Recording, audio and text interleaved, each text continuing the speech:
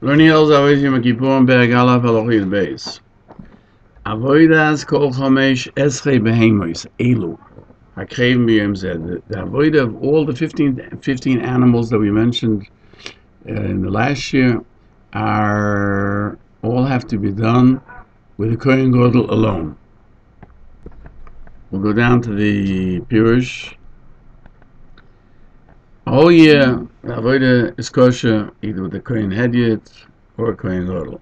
Yom Kippur is not kosher only by Kohen Gadol alone, because the Mishnah cites Yuma 32b and Horius 12b that all the avodas of Yom Kippur is only with the Kohen Gadol.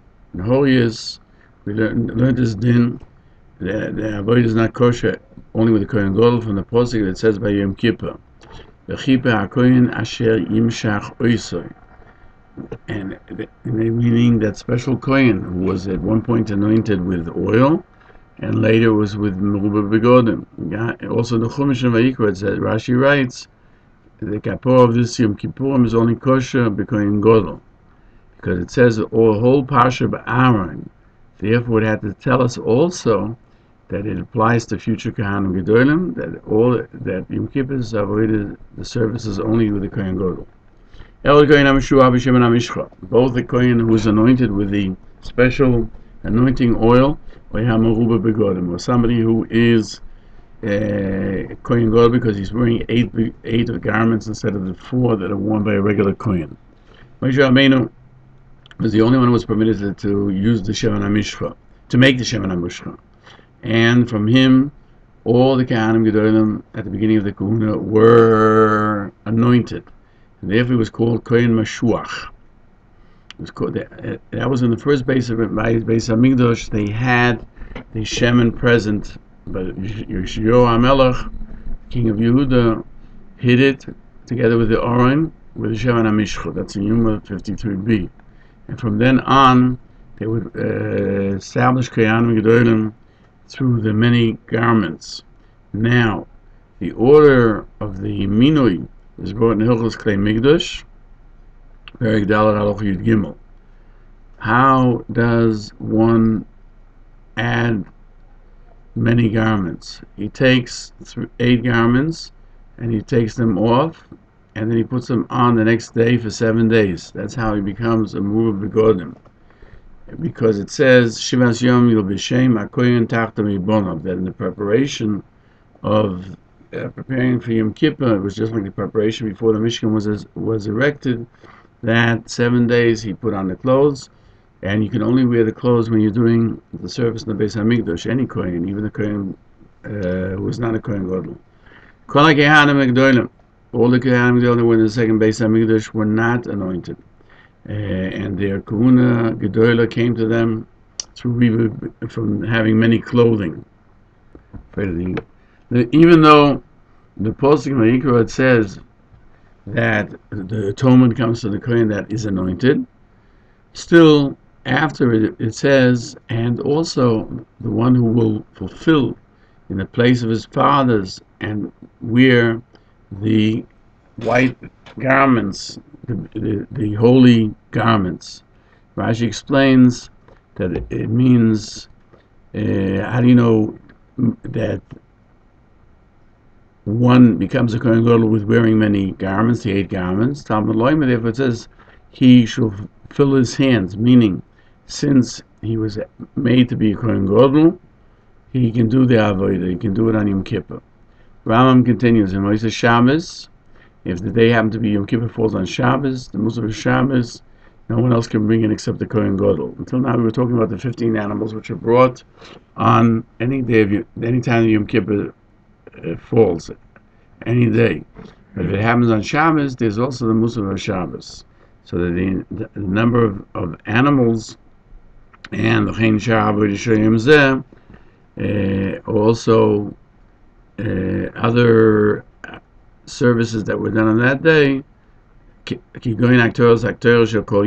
bringing the incense, and also Atovas HaNeros, preparing the candles and lighting them. Everything was done with the Kohen Gadol, who also has to be married And how do I know that he has to be married? Because it says, "V'chiva ba'adei v'ad beiso." He shall atone for himself and for his household. And Chazal tell us, "Beiso izu ishtoi," that his household means his wife.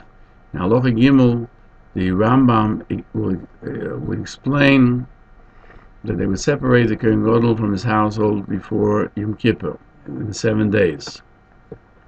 And on those days, he would bring the incense and prepare the candles and do all the service. He should be prepared to do those services which are done those days on Yom Kippur.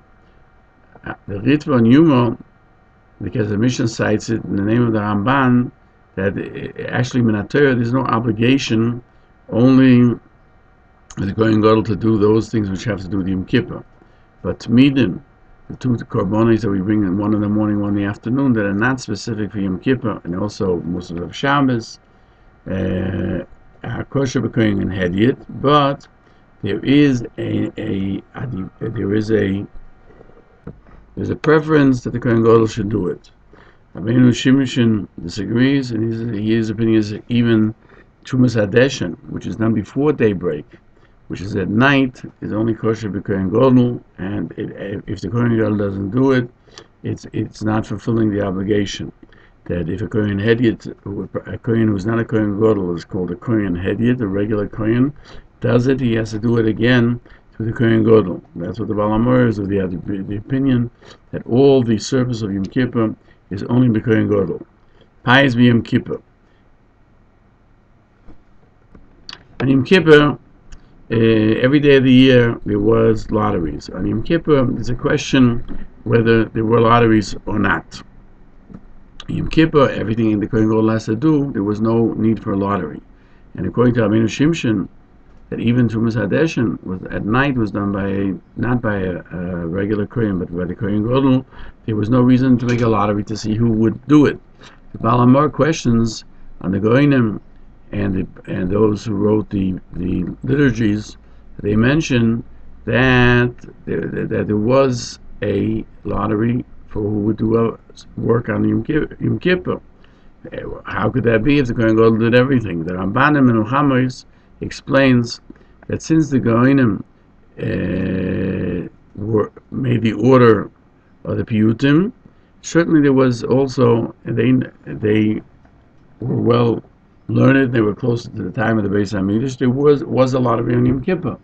But the lottery was not for the regular service, but on those things which were necessary to assist in the service.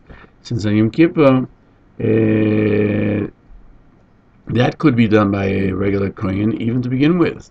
The Rambam says, what were they? The first one was who takes off the deshen, because he's of the opinion that the Trumas Hadeshen could be done at night by a regular Kohen, not by a Kohen Gadol.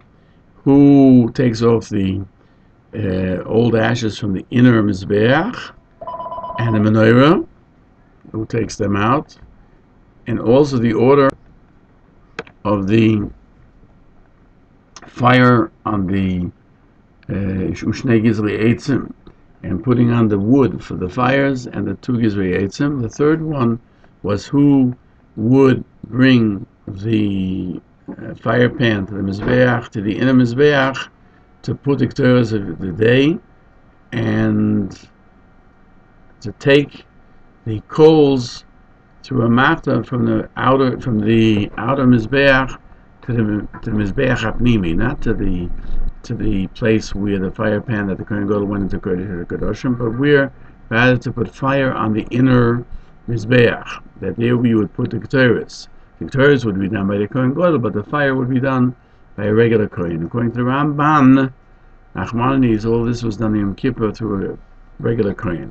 Tosfos Yom Tov adds that the fourth pious, which the Ramban does not mention, he only mentions 3, and he has to use Deshen as one of them, is who would bring the Yevorim of yesterday on the Mizbeach at night.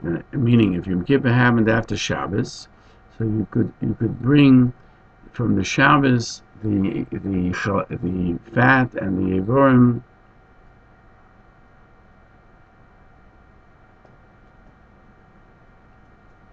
at night. Now the Rambam in Perek Daled says also that there were lotteries, and he would seem to feel that in Yom Kippur there were lotteries, but they were different from the lotteries of the rest of the year. In fact, in Yom is where the lotteries are mentioned. So even though it's not mentioned here in the Rambam, we felt we should explain it.